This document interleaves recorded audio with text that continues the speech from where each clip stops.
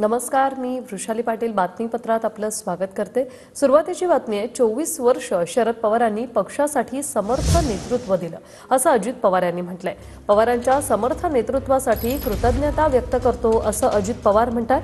तर पक्षासाठी ज्यांनी काम केलं त्यांचे आभार असं सुप्रिया सुळे यांनी म्हटलंय।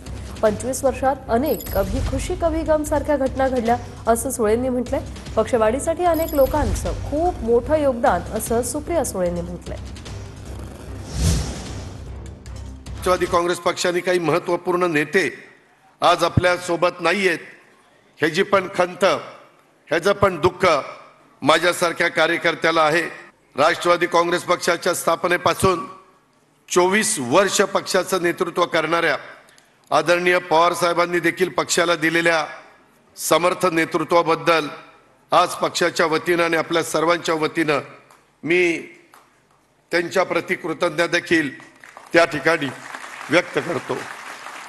25 वर्षापूर्वी पक्षाची स्थापना आणि हा 25 वर्षाचा प्रवास होताना अनेक घटना कभी खुशी कभी गम अशा झालेल्या आहेत, पण अनेक लोकांचं खूप योगदान या पक्षामध्ये आहे।